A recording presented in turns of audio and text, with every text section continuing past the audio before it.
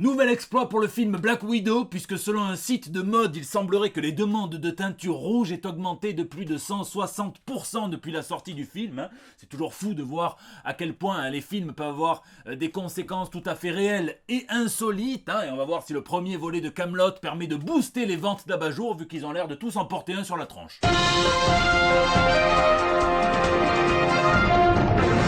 Personne n'a cité la Rousseau alors que c'est quand même une avant-gardiste. Et moi, vu la très jolie prestation de Florence Pugh, j'aurais plutôt eu envie de me teindre en blond. Je tiens à commencer ce JT en le dédiant à nos amis belges, à nos amis allemands qui subissent des intempéries terribles et une vraie catastrophe climatique. C'est pas grand chose, mais voilà, force à vous. Ici, votre fidèle commis des comics. Vous êtes dans l'émission qui fait le tour de l'actu de l'industrie du comic book et de tous ses dérivés. C'est le 306e JT Comics. Spider-Man a été mordu par une araignée. Il s'est transformé en homme araignée. Là, il y a forcément un type qui s'est fait mordre par un lampadaire. Et quand j'imagine qu'il y a 50 personnes qui vont payer 3500 balles pour se décaloter la lampe, je me dis que ce monde est complètement fou. Et là, je me dis aussi qu'il y a un sgeg qui a dû mordre la fusée. Bon, mais ça, c'est une autre histoire. Passons plutôt aux news de la semaine. Bat-Ordre. C'est la news insolite de la semaine. Elle sort avec un petit peu de retard, mais je la trouve assez marquante, puisque souvenez-vous, en 2016 est sorti une espèce de guide de toutes les technologies que l'on pouvait voir dans le film Batman vs Superman. Et donc, Zack Snyder s'amusait à commenter. Et à la page de la Bat-Armure, on peut lire que Snyder s'est clairement inspiré de l'armure créée par Frank Miller dans The Dark Knight Returns, mais il dit qu'avec ses équipes, ils ont essayé de développer un petit background à l'armure en disant qu'elle n'a pas été créée par Bruce Wayne pour affronter Superman, mais elle précède, il l'a utilisé juste pour gagner du temps face à l'alien, mais il l'avait créée en réalité pour faire face à des émeutes à Gotham City. Alors ça pose plein de questions, puisqu'on sait que le Batman de Snyder, au moment où il le met en scène, il a complètement pété les plombs, il se met à tuer des gens, à les marquer au fer rouge, mais quel genre d'émeute il voulait contrôler avant ça à Gotham City pour utiliser un truc de dingue? Est-ce qu'il s'est mis en mode Didier l'Allemand, ou alors est-ce qu'il y avait des émeutes régulières de Solomon Grundy, de Clayface, de Bane et de tous les gros poids lourds de Gotham City, où là peut-être qu'elle serait nécessaire, on ne sait pas. Est-ce qu'entre deux délires du Joker, il s'amuse à aller mater des manifestants qui protestent contre l'augmentation permanente des frais d'assurance à Gotham City, en attendant l'image qui lui colle au collant d'un riche milliardaire qui s'amuse à sortir la nuit pour aller taper des prolos n'est pas prête de se dissiper. Locking. J'adore les projets abandonnés dont l'écho résonne encore sur les univers que l'on affectionne particulièrement. C'est un petit peu comme des amours de vacances. Tu sauras jamais si ça s'était fait, est-ce que ça aurait été bien ou non. Pourquoi cette jolie brésilienne m'a dit qu'elle s'appelait Mario et puis on s'est quitté, on sait pas. Dans les comics, je pense évidemment au Crépuscule des héros d'Alan Moore qui devait être le crossover le plus ambitieux jamais sorti à l'époque, fin des années 80, juste après le Crisis on Infinite Earth. Donc ça a été abandonné à cause des différends que l'on connaît entre Alan Moore et DC à propos de V pour Vendetta ou de Watchmen, donc ça devait être dans la continuité normale à John Constantine qui voyait une version future de lui qui venait le prévenir que le futur c'est la merde en gros, qu'il y a trop de destruction, trop d'aliens, trop de ravages, trop de monstres et les principaux héros se sont répartis le monde, un monde en ruine, par maisons différentes.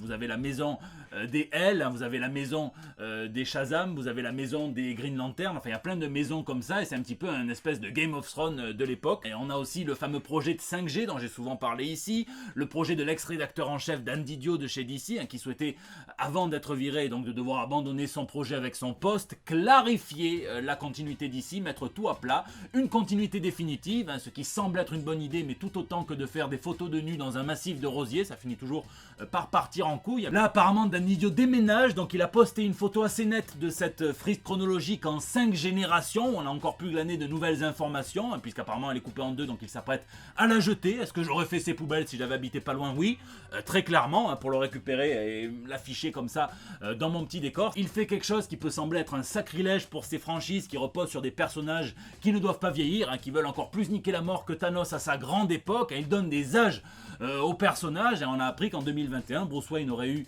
55 ans, Nightwing 46 et Damian Wayne 19. Et cette semaine je me suis régalé puisqu'on a appris l'existence d'un projet secret, ça n'avait jamais été révélé, hein, si vous avez vu la série Loki et que vous avez apprécié le variant Loki en homme politique, hein, en président Loki, et bien sachez que c'est Tom King le premier à avoir proposé un thriller politique qui met en scène Loki devenu président des États-Unis. Donc Tom King c'est celui qui a redéfini Batman pour toute la période Rebirth, à qui l'on doit aussi en indé une pépite Sheriff of Babylon, à qui on doit le Mr. Miracle, à qui l'on doit Vision et j'en passe. Ça aurait dû être dessiné par Tradd Moore, ça a été proposé en 2015, à une époque où même les spécialistes de l'imagination ne pouvaient pas s'imaginer qu'un mec comme Donald Trump se présenterait et finirait surtout par gagner, remporter l'élection et devenir président des États-Unis. Il a décrit la première page, ça commence in medias res, Loki élu président des États-Unis qui s'apprête à faire son discours de remerciement. Même Thor, son frère, est là pour le féliciter, sauf que quand il s'approche de lui,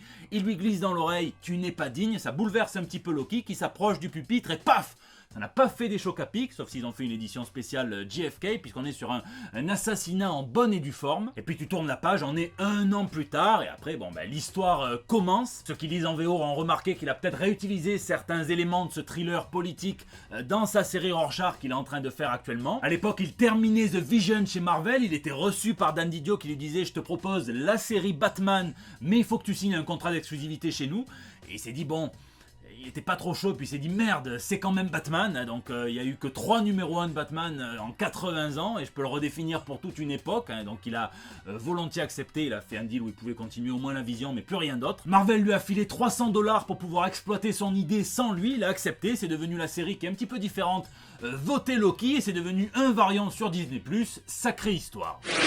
La base. Dans la réalité aussi, c'est cyclique, puisqu'on a eu droit à un article du Hollywood Reporter qui faisait une espèce de compilation des frustrations de certains créateurs, hein, dont je vous ai souvent parlé ici même dans ce JT, à propos des personnages qu'ils créent dans les comics, et du paiement qu'ils en tirent alors qu'ils sont adaptés dans des films qui rapportent des milliards et des milliards de dollars de recettes cumulées, et donc c'est le cas par exemple, si on remonte à l'ancienne époque, pour Bob Kane, le gros fils d'up, qui a laissé mourir le co-créateur de Batman, Bill Finger, dans une fosse commune, le cas des créateurs de Superman également. À l'époque plus moderne, Jim Starlin, qui a toujours dit qu'il avait été plus payé par la Warner pour l'utilisation très infime de son personnage KG Beast que pour toute l'exploitation de Thanos par Marvel Studios. C'est le cas aussi d'Ed Brubaker, qui disait qu'il avait été plus payé pour son caméo dans Le Soldat de l'Hiver que pour l'exploitation du personnage par Marvel aussi. Sur ce point, il semblerait que Warner soit un petit peu plus généreux que Marvel Comics. À l'époque, c'était l'ex-président de DC, Paul Levitz, qui se chargeait de déterminer qui devait être payé ou pas. Ça devait être assez passionnant, puisqu'il y a des cas où c'est très clair, tu as créé le personnage, tu mérites de l'oseille, mais il y a aussi des cas plus subtils où c'est simplement l'utilisation d'un arc narratif, d'un costume, et c'est lui qui déterminait ça. C'est devenu un vrai enjeu au point qu'on apprend dans cet article, assez anonyme, mais que un co-créateur aurait fait des pieds et des mains pour être crédité seul créateur d'un personnage majeur de chez DC Comics, et afin que le co-créateur soit baisé et ne reçoive aucun paiement, et donc ça s'est fait, il a appris via un employé de ciné à l'époque, et donc maintenant apparemment c'est réglé niveau financier, mais les deux co-créateurs ne se parlent plus, donc la spéculation a commencé immédiatement, donc je ne vais pas m'amuser à balancer des noms, mais si c'est un employé de ciné, on peut penser que c'est un film du pseudo DCEU. Je vous laisse spéculer dans les commentaires, mais si vous voulez pas aller chercher trop loin, vous pouvez aller voir les crédits de la série Happy, voir le nombre de fois où vous voyez le nom de Grant Morrison et le nombre de fois où vous voyez celui de Darick Robertson, et vous comprendrez très vite. Et là, il y en a quand même certains, aussi bien des journalistes que des fans de comics, des lecteurs, qui doivent des excuses au patron,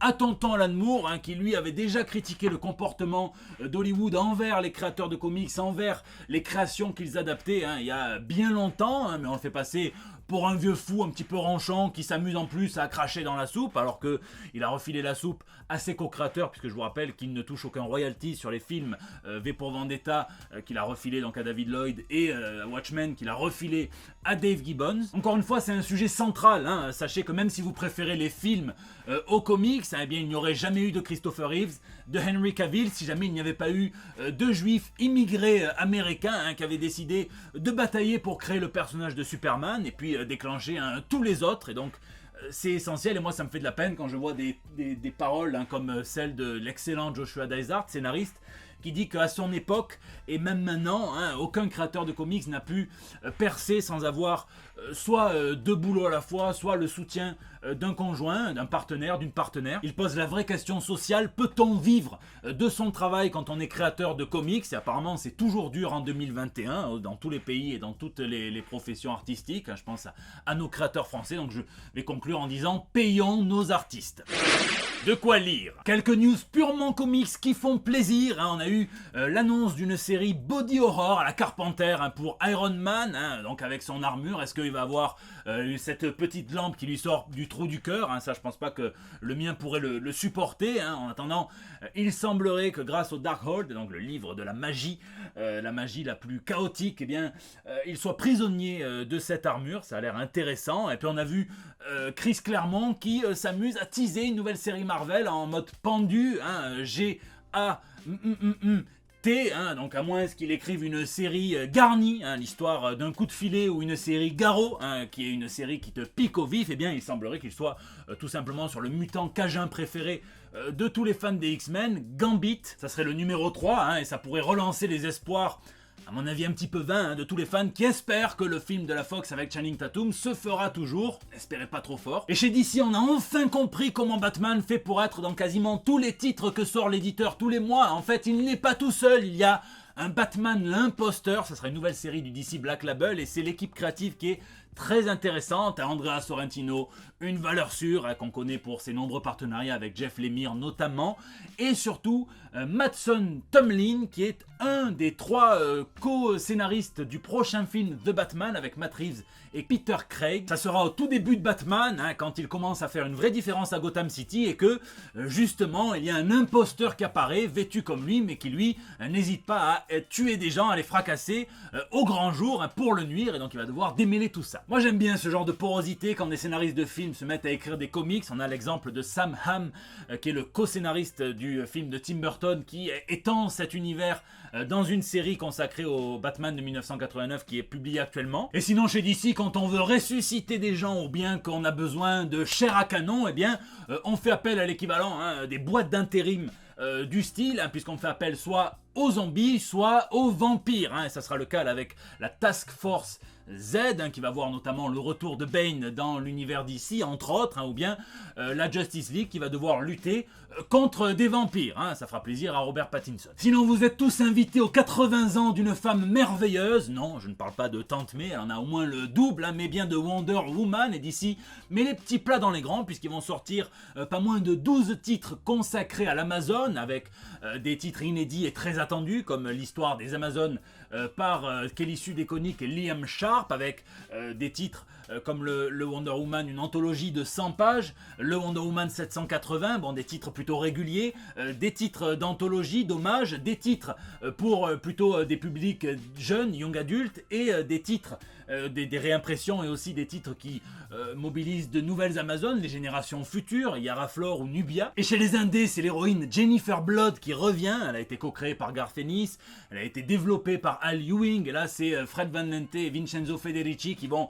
raconter une nouvelle étape de la vie de cette maman le jour et punicheuse la nuit, en gros. Et puis c'est Joe Hill qui continue d'élaborer son Hill House avec une suite à Basket Full of Head, ça s'appelle Refrigerator Full of Head. Il manque plus que le spin-off à la française Terrace Full of Head avec Denis Gonesse en guest star. On est dans le même registre, un couple de vacanciers, une relique assez fantastique, un shérif et même un requin. C'est peut-être même un clin d'œil à Alexandra DeWitt, la copine de Green Lantern qui avait été tuée, et c'était devenu une espèce d'égérie de toutes ces femmes qui sont utilisées dans les intrigues juste pour faire avancer, pour mettre en colère les hommes. En attendant, avec tout ça, on aura de quoi lire et lire à foison. Lisez justement. Et cette semaine, j'ai lu pas mal de trucs, mais de vraiment bons.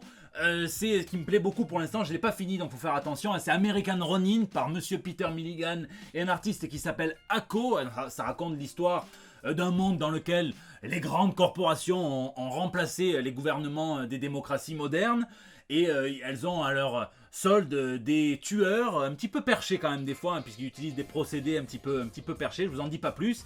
Et il y en a un qui s'émancipe et qui va faire payer justement qui va se venger, donc c'est lui, l'American Ronin. C'est assez cool pour le moment et j'espère que ça le restera surtout. Je travaille toujours sur ma trad de We Live pour 404 Comics, donc je l'ai encore relu pour vraiment le cerner d'un bout à l'autre, et je me régale toujours autant à trouver des voix à ces personnages qui sont très attendrissants, et donc je vous en reparlerai aussi. Et puis j'ai enfin vu, je l'avais pas vu, Midsommar, puisque vraiment moi j'ai beaucoup aimé Florence Pugh dans Black Widow, et donc on m'a conseillé ce film, et c'est vraiment le genre de film que j'aime bien, qui cultive le malaise en plus d'être vraiment beau et porté par un casting d'acteurs au top, notamment cette Florence. Donc pour moi, ça sera clairement la première mission de Yelena Belanova. Prouvez-moi que j'ai tort dans les commentaires. Et n'oubliez pas que cette semaine, on rend hommage à Amy Winehouse qui sera morte le 23 depuis 10 ans maintenant. Donc tâchons de la faire vivre encore par son héritage, la musique. Donc je vous laisse me dire dans les commentaires quelle est votre musique d'Amy Winehouse préférée, votre souvenir, peu importe, mais faisons-la vivre parce que c'est quand même l'une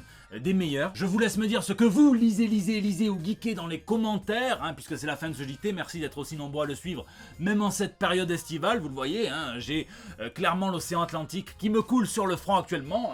Merci d'être aussi nombreux à mettre des pouces bleus, à partager sur Facebook, à tweeter, retweeter, à m'incorporer dans vos stories Instagram, au moins je suis un petit peu en vacances avec vous. N'hésitez pas à réagir dans les commentaires sur YouTube où j'essaye de répondre à chacun d'entre vous, ou bien sur les réseaux sociaux, c'est là aussi que vous me laissez vos petits messages pour El Bando del Pueblo, votre espace de liberté depuis 306 JT maintenant. Je vous fais des bisous, bonnes vacances, prenez soin de vous, et puis rendez-vous la semaine prochaine pour des nouvelles toutes fraîches. Vous savez comment j'ai compris que Shang-Chi ne se laisserait pas marcher dessus? Quand j'ai vu ce poster, tout simplement. Cette vanne, elle m'a coûté une brique.